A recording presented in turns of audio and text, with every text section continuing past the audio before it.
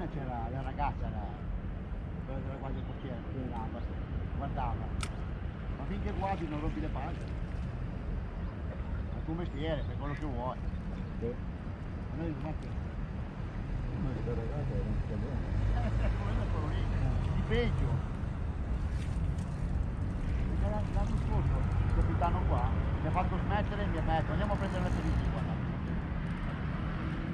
Anche lui stesso. Andiamo a prendere l'aperitivo e lasciamo i pasti freschi. Ho detto se ci vediamo fra mezz'ora qua a Colombo prendiamo l'aperitivo, va bene. Gentile. Sì. Così va bene, cioè non succede niente.